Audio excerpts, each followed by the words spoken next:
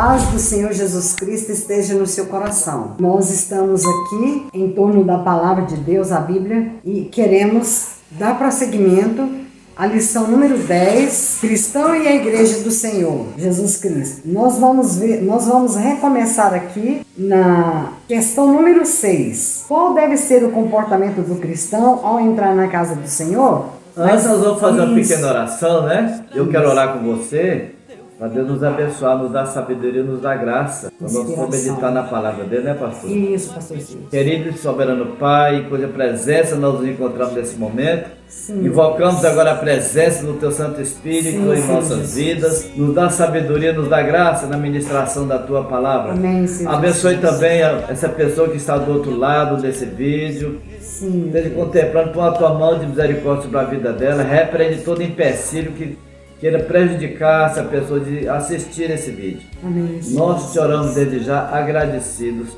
em nome do Senhor Jesus Cristo. Amém?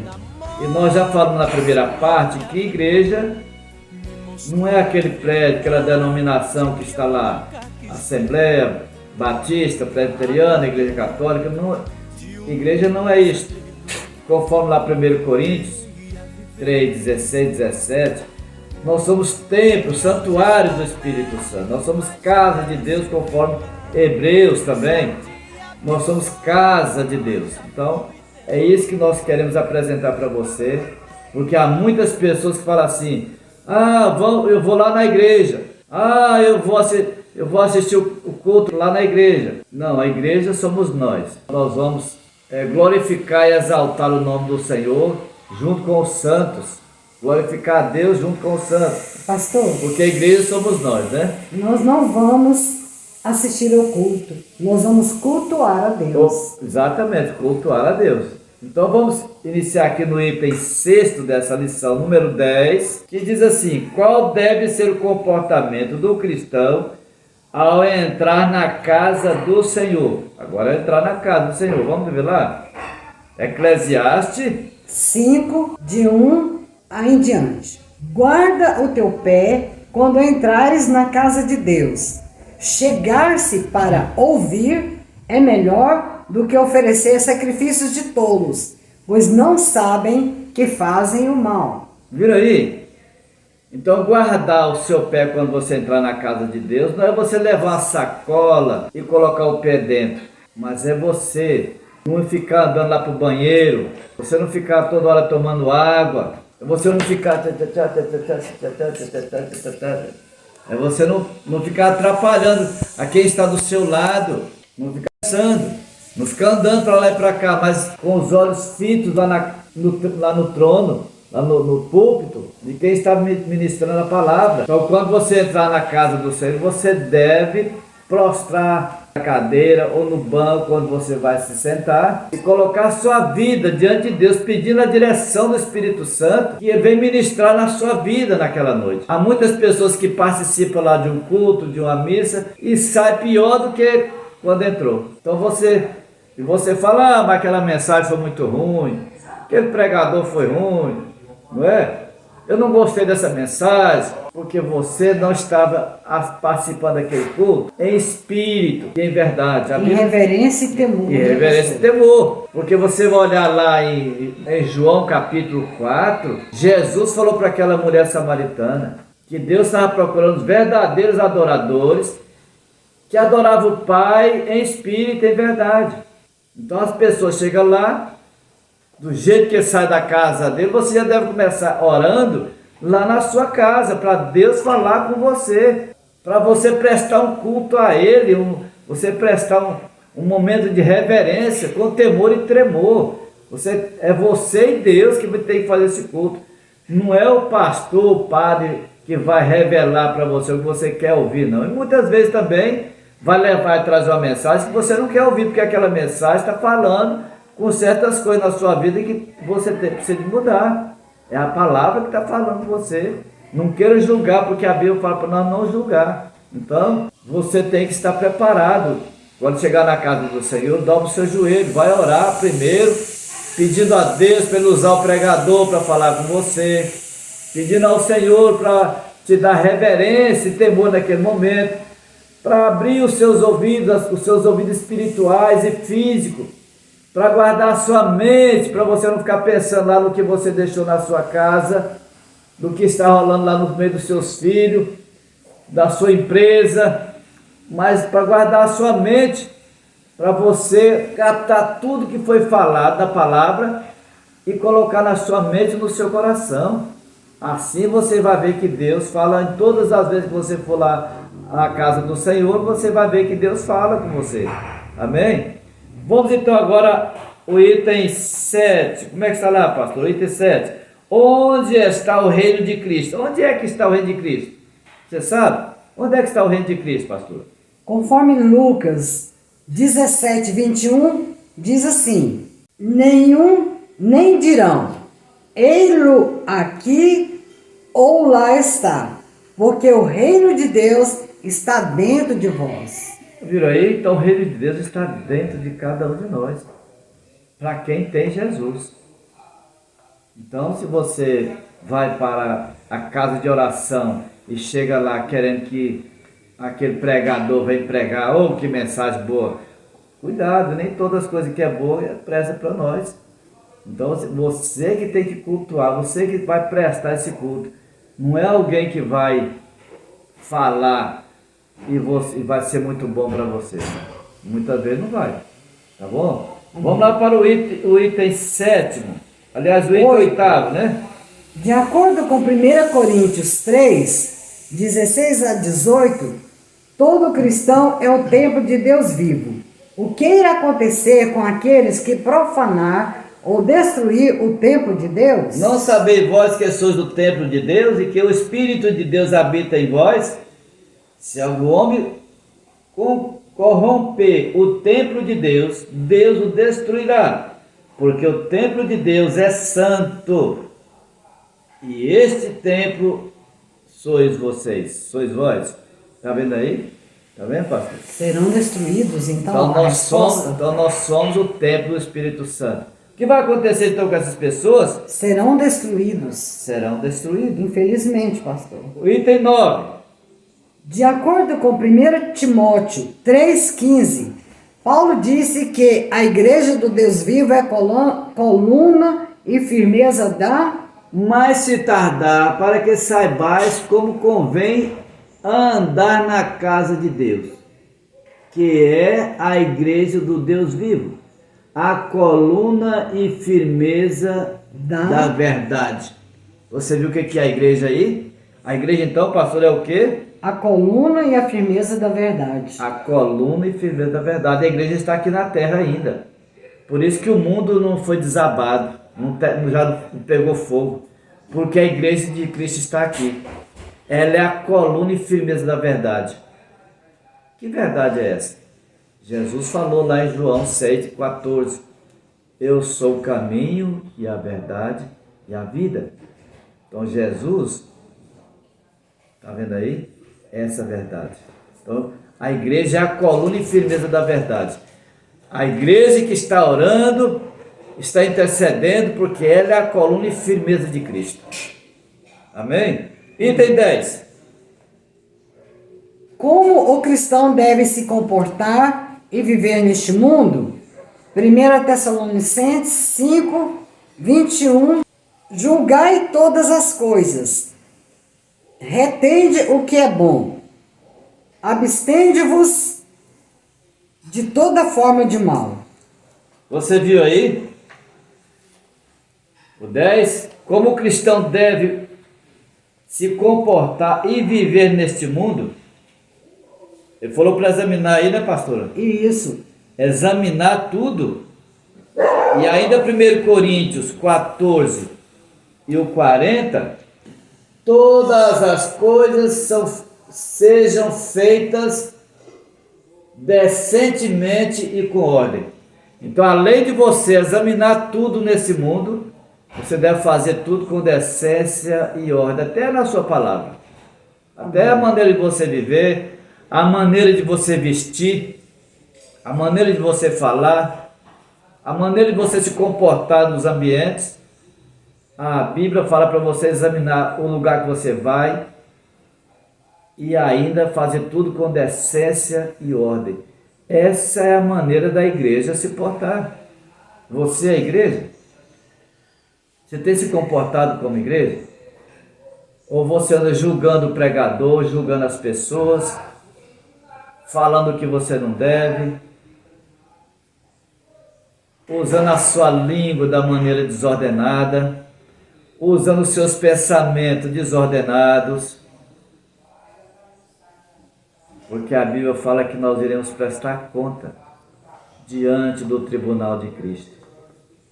Então a igreja deve examinar tudo, reter o que for bom, fazer tudo com decência e ordem. O item 11. O que acontece com aqueles que andam com as más companhias, conforme 1 Coríntios 15:33? Como está lá 15:33, diz assim: não se deixe enganar. As más companhias corrompem os bons costumes. Com quem você tem andado? Diz que as más companhias ou as más conversações corrompem os bons costumes. O seu pai, a sua mãe, a igreja passou boas coisas para você. Se você anda com o fofoqueiro, logo você vai ser também um fofoqueiro. Se você anda com escarnecedor, logo também você está escarnecendo as pessoas, das autoridades. Se você anda com ladrão, logo vão te chamar de ladrão também. Se você é um assassino, vão também te chamar de assassino. Se você é um caloteiro, você anda com uma pessoa caloteira que compra e não paga, também você vai aprender com ele. Só recapitulando, se você andar com um assassino, você vai ser comparado a ele. Mas muitas vezes o que ele vai fazer, ele vai obrigar também, você vai seguir o que ele está fazendo, não é? Tudo você deve examinar e fazer com decência e ordem. Então aqui está falando, o que acontece com aqueles que andam com as más companhias, pastor? Corrompem os bons costumes. Corrompem os bons costumes. Então por isso você tem que olhar para quem você...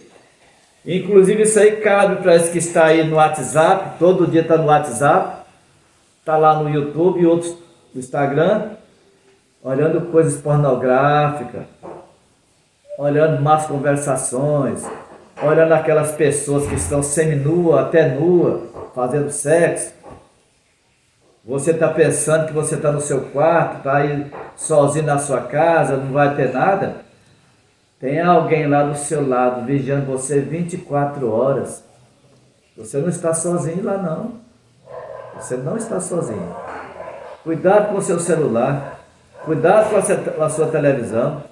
Cuidado com as pessoas que você anda. Cuidado para quem você está ligando, telefonando. Cuidado com as pessoas que você acha que são seus amigos. Nós temos que fazer tudo com decência e ordem, examinando tudo. É a igreja do Deus vivo. Você como igreja está falando, você é a coluna e firmeza da verdade. Coluna e firmeza de Cristo. Você tem que dar o testemunho de Cristo. E pode estar na sua casa, onde estiver. Deus está com você ali, Deus está olhando. Tem alguém com você lá. Por isso você tem que prestar atenção. 12ª pergunta. O que acontece com aqueles que gostam de frequentar a casa do Senhor, conforme Salmo 92:13? Aqui diz o seguinte: plantados na casa do Senhor, florescerão nos átrios do nosso Deus. Você vê aí, aqueles que estão lá, ainda pode até ser velho. Isso. O 14 diz: na velhice darão ainda frutos, serão cheios de seiva e de verdor, para anunciar que o Senhor é reto. Ele é a minha rocha e nele não há injustiça. Quer falar alguma coisa aí, pastor, sobre esse assunto? Bom, é muito interessante Aqueles essa que questão de frequentar a igreja, né? Frequentar ali um lugar de reuniões cristãs, evangélicas, que estão ouvindo a palavra de Deus e pregando a palavra de Deus. O que vai acontecer com essas pessoas? Eles vão florescer nos átrios do nosso Deus. Significa o quê? Que eles não vão murchar, não vão morrer. Pode estar até de idade, terceira idade como nós, né, pastor? Mas nós ainda estamos aptos para produzir frutos para o Senhor Jesus. Seja ele de apacentar ou de ganhar almas para o Senhor Jesus. Você viu aí? Então, mesmo sendo velho, vai produzir fruto lá na casa do Senhor. A 13ª pergunta. As pessoas que comportam segundo a sua vontade agradam a Deus, conforme Romanos 8, de 7 a 8? Porquanto a mentalidade carnal é inimizade contra Deus, pois Deus Deus não é sujeito à lei, pois essas pessoas não são sujeitas à lei de Deus, nem de fato podem ser. Então os que estão na carne não podem agradar a Deus. Os que estão vivendo de acordo com o que está pensando, está fazendo, não está agradando a Deus. Você viu aí? Como que é a resposta lá, pastora? As pessoas que se comportam segundo a sua vontade, eles agradam a Deus de acordo com essa pergunta, essa passagem? Não, pastor. Não pode agradar a Deus, você viu? O que você pensa, o que você está falando, você fala o que você pensa, o que você quer. Você faz o que você quer. Não agrada a Deus. Você tem que fazer de acordo com a palavra. A nossa vida tem que estar... A palavra de Deus. A nossa vida tem que estar pautada na palavra.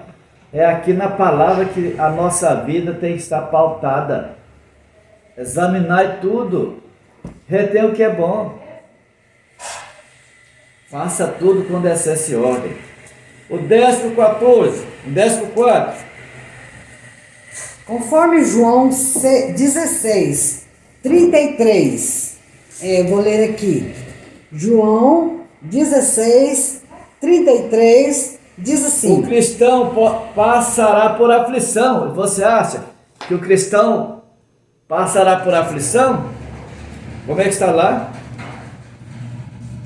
Essas coisas vos tenho dito para que tenhais paz em mim. No mundo passais por aflições, mas tende bom ânimo, eu venci o mundo. Então, o cristão passará por aflições? Sim, mas, de acordo com Salmos 34, 19, o que diz aí, pastor? 34, 19, diz lá, 19, 17, muitas são as aflições do justo, mas o Senhor o livra de todas. Então, muitas são as aflições. Diz que o justo passa por muitas aflições, mas o Senhor o livra de todas. O livra de todas. Aleluia. Está vendo aí? O próprio Cristo falou aqui. Exatamente. Que nós vamos passar por aflição, mas tem bom ânimo, ele venceu. Então, essas aflições é para quê?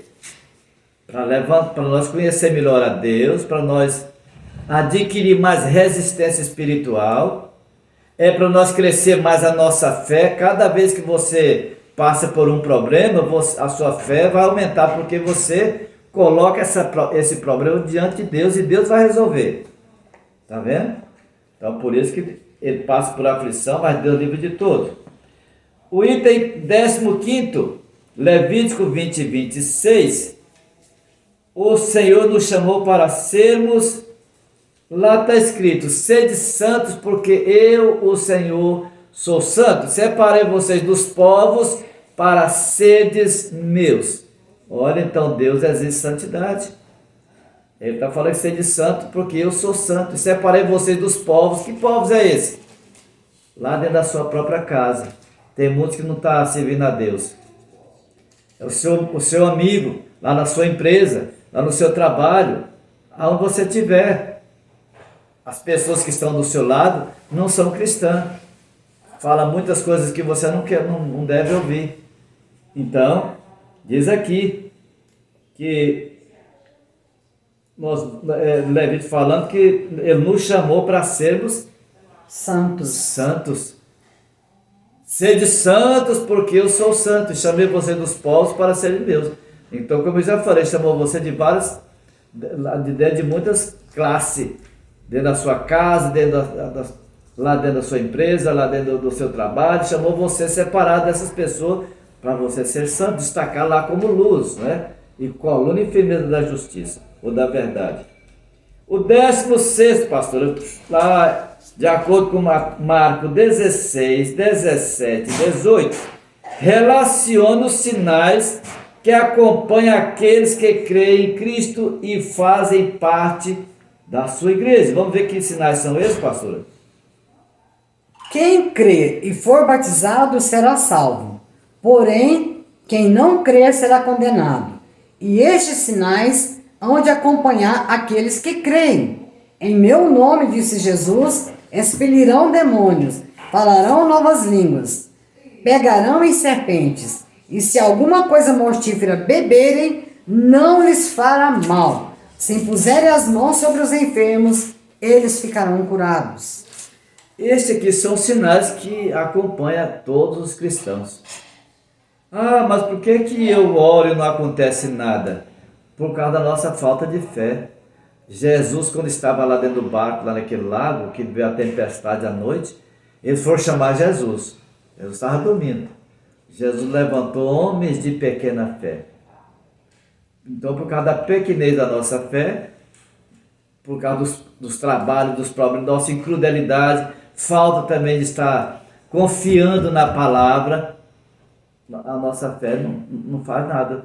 Por isso nós temos que estar consagrando nossa vida, lendo a palavra, orando, para que a nossa fé seja aumentada, tá bom? É igual a nossa fé, é igual você estar comendo todo dia para alimentar seu corpo, você deve também alimentar a sua fé através da palavra, da oração, do jejum. Então a fé tem que ser alimentada. Então, pastor, respondendo a pergunta, expulsarão demônios, falarão novas línguas, curarão os enfermos em nome do Senhor Jesus.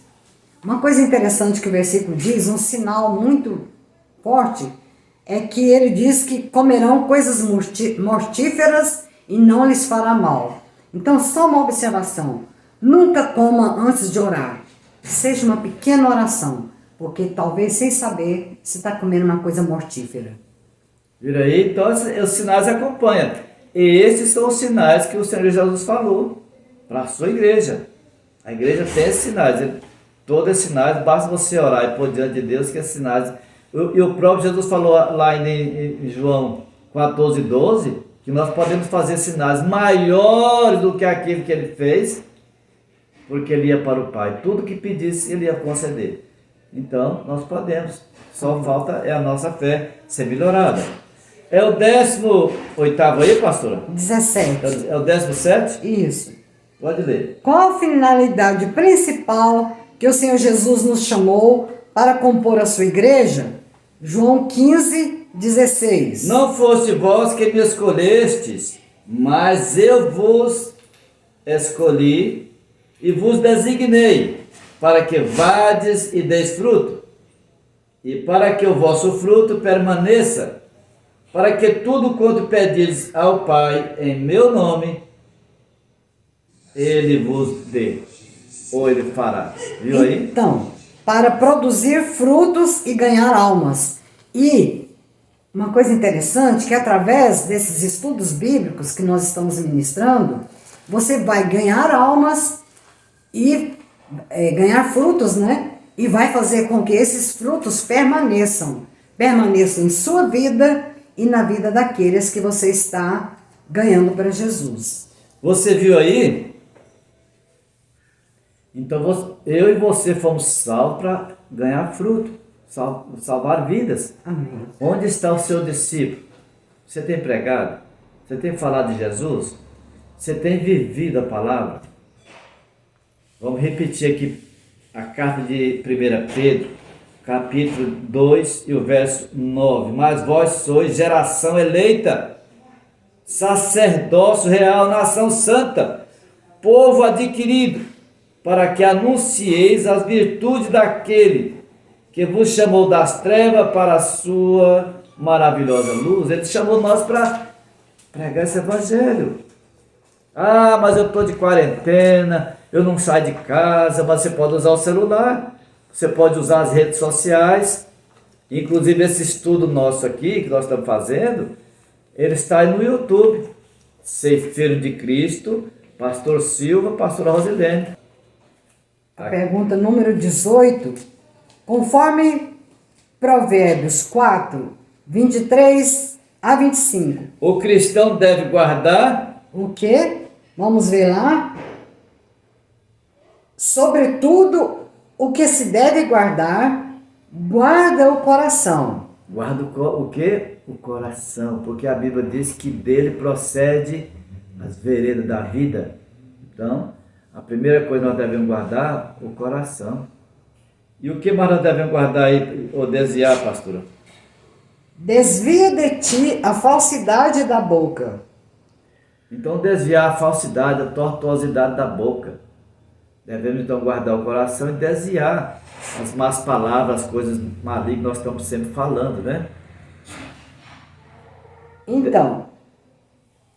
É o 19º? 19º. Você quer falar? Quem for à casa de Deus com intenções contrárias à palavra de Deus, está profanando o santuário do Senhor, conforme Ezequiel 5:11, que diz assim: portanto, tão certo como eu vivo, diz o Senhor Deus, pois que profanaste o meu santuário com todas as tuas coisas detestáveis e com todas as tuas abominações, eu retirarei sem piedade os olhos de ti e não te pouparei. Como é que pode explicar isso aí para nós, pastora? É muito forte. Quem for à casa de Deus com intenção contrária à palavra de Deus, está profanando o santuário, não é? Isso. E, de acordo com essa leitura, o que irá acontecer com os profanos? Será diminuído, não será perdoado. E se você olhar, como nós já falamos anteriormente, lá em 1 Coríntios 3, 16, 17, nós somos casa, templo ou santuário do Espírito Santo. Se alguém destruir essa casa ou esse santuário, Deus o destruirá. Por isso que ao adentrar a casa do Senhor, devemos entrar com temor, tremor, reverência, porque nós vamos lá para reverenciar o nosso Deus, para cultuar o nosso Deus. Então, quem for com más intenções e ficar lá se escandalizando, se expondo, focando em outras coisas mais, Deus vai destruir a sua vida. O 20º diz o seguinte: conforme 2 Coríntios 6, de 14 a 17, e Deuteronômio 7, de 3 a 4, por que o Senhor não permitiu o matrimônio de seu povo com as pessoas não convertidas ao cristianismo? 2 Coríntios 6, de 14 a 17, diz o seguinte: porque se em alguma coisa, 6, 16 e 17, que ligação há entre o santuário de Deus e os ídolos? Porque nós somos santuário de Deus vivente, como ele próprio disse: habitarei e andarei entre eles, se o rei, o seu Deus, eles não serão o meu povo. É como Deus estivesse dizendo: se o rei, o seu Deus, com letra maiúscula aqui, que é o Deus criador do céu e da terra,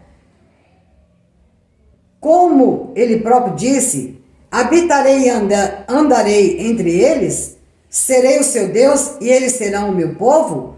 Por isso, retirai-vos do meio deles, separai-vos, diz o Senhor, não toqueis em coisas impuras, eu vos receberei. Então a pergunta é: por que o Senhor não permitiu o matrimônio do seu povo com pessoas não convertidas ao cristianismo. Também podemos observar essa passagem, está aí, né, pastor?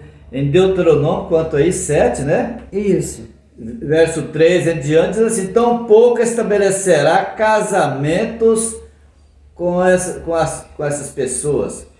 Não dará tua filha ao seu filho, nem a sua filha tomarás a teu filho, porque elas fariam com que o teu filho deixasse de me seguir para servir a outros deuses estranhos, e a ira do Senhor se acenderá contra vocês e vos destruirá repentinamente. Então, eu quero só, pastor, fazer uma ressalva aqui, que o mais importante aqui de 2 Coríntios 6 é o 14, o versículo 14, que diz: não vos ponhais em jugo desigual como os incrédulos, porquanto que sociedade pode haver entre a justiça e a iniquidade? Ou que comunhão há da luz com as trevas? Que há harmonia entre Cristo e o maligno? Ou que união do crente com o incrédulo? Que ligação há entre o santuário de Deus e os ídolos? Porque nós somos santuário de Deus vivente, como o próprio disse: habitarei e andarei entre eles. Então o Senhor habita e anda entre nós. Mas o versículo 14 diz: que comunhão, não vos ponhais a um jugo desigual. E depois ele continua dizendo: que comunhão há entre Cristo e o maligno? Que união entre o crente e o incrédulo? Que ligação entre o santuário de Deus e o santuário dos ídolos? viram aí? Então não tem nenhuma comunhão. Nós já estamos chegando quase ao final. Vamos ver aqui agora a última pergunta, que é o 21º, que está dizendo quais as características do cristão. Vamos ver aqui algumas características que o cristão deve ter, conforme aqui Mateus 22:37, diz assim, 37, respondeu-lhe Jesus: tu amarás o Senhor teu Deus de todo o teu coração, e de toda a tua alma, e de toda a tua mente. Então, a primeira característica dessa pessoa, do cristão, é amar a Deus sobre todas as coisas. Amém. A segunda característica está em Mateus 37.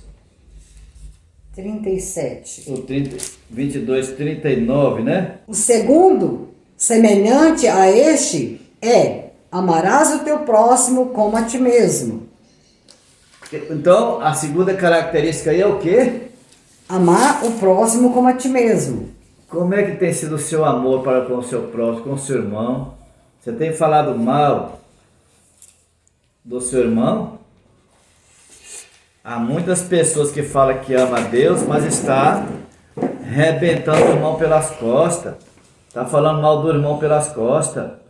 Você tem falado alguma coisa do seu irmão pelas costas? Olha o que está aqui no Salmo 101.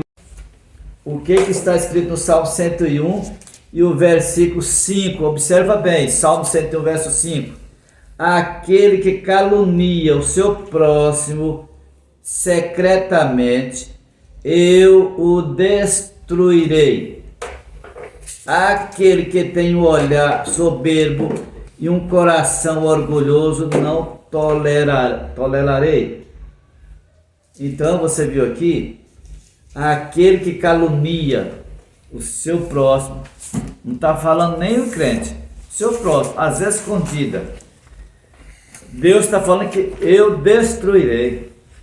Você tem falado de alguém fora da presença dele? Quando você está falando mal de alguém sem ser na presença dele, está dizendo que você é um covarde, que não tem coragem de falar na frente da pessoa. Não tem coragem de falar na frente. Porque você deveria falar para ele.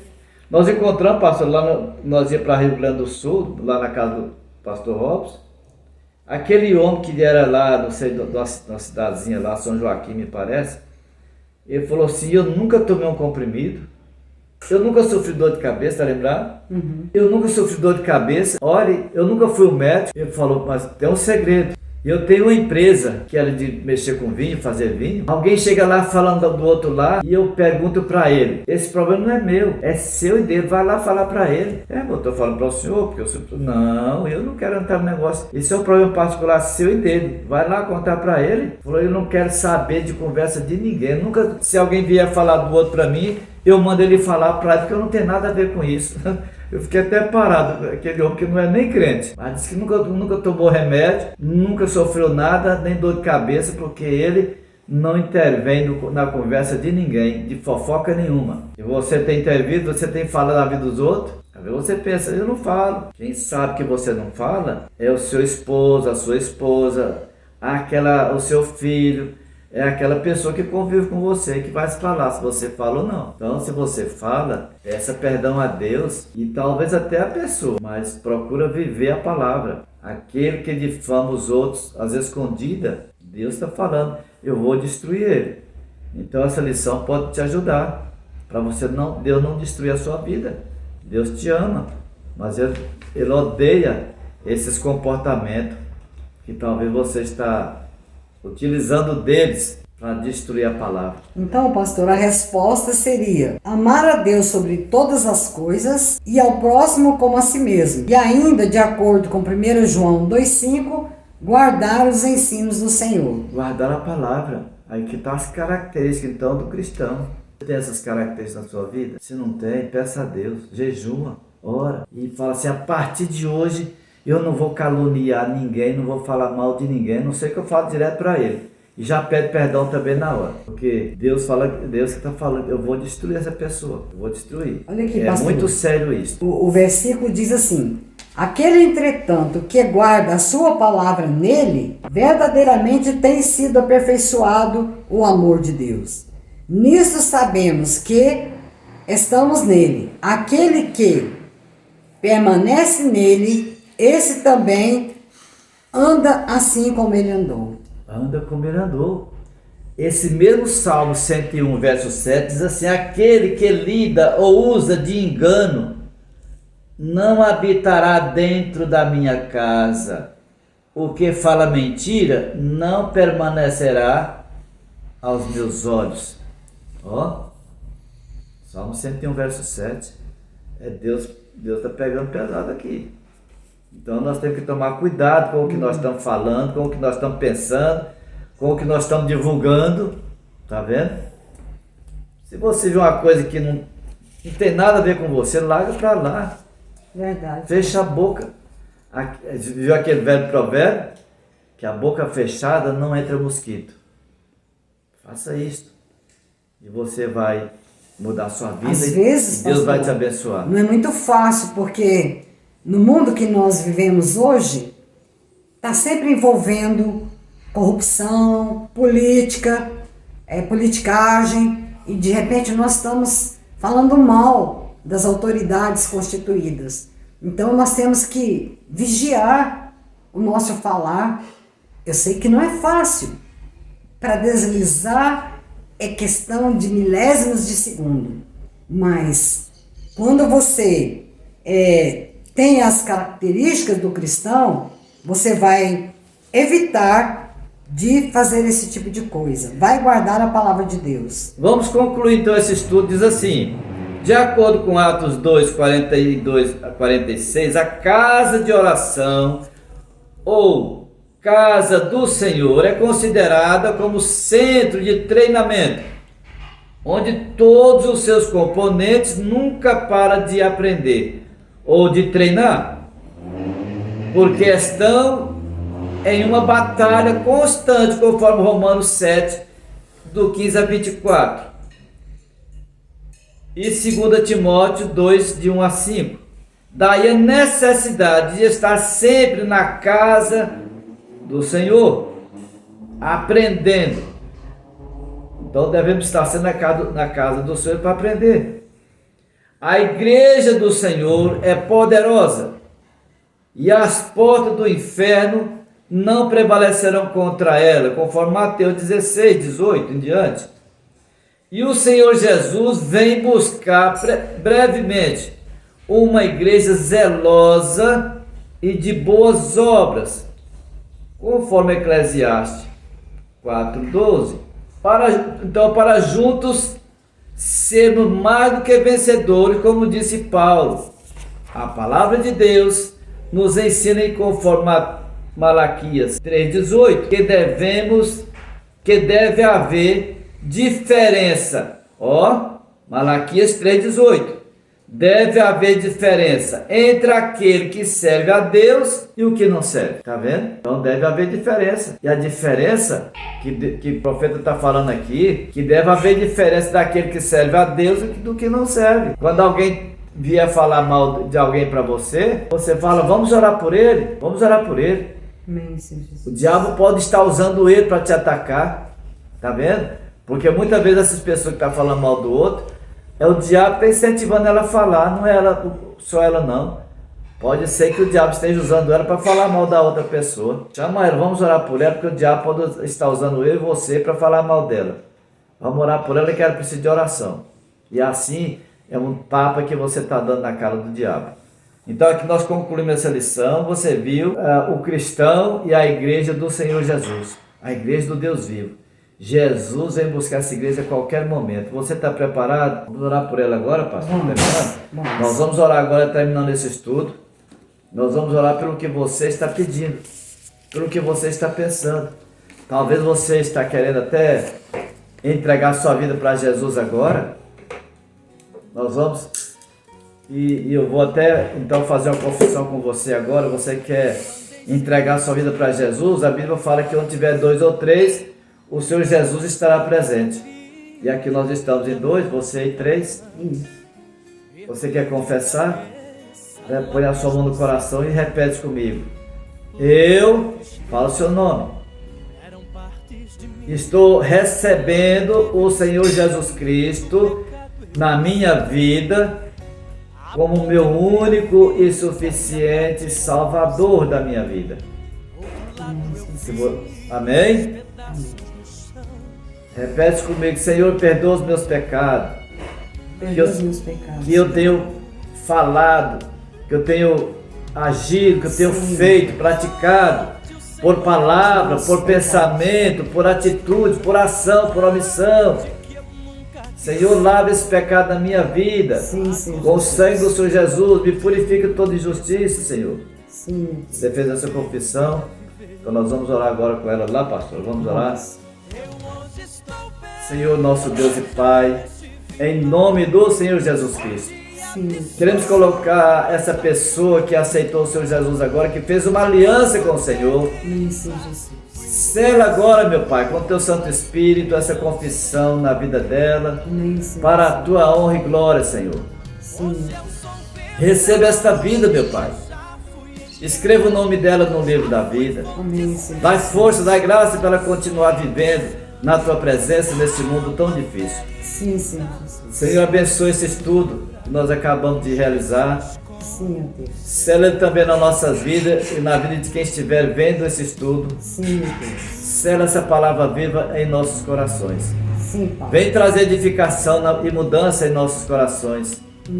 Em nome do Senhor Jesus, aceita o nosso louvor, a nossa gratidão.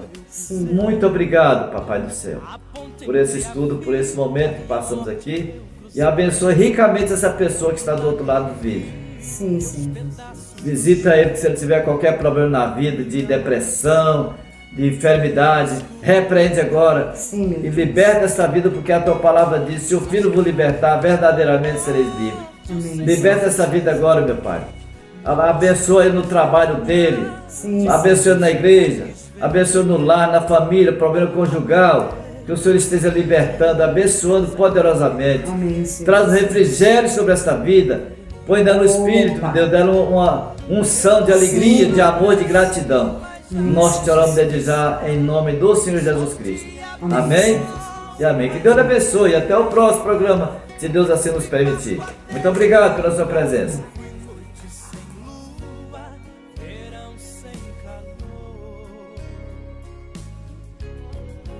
Hoje eu sou verdade, mas já fui engano. Já fui fonte seca, hoje eu sou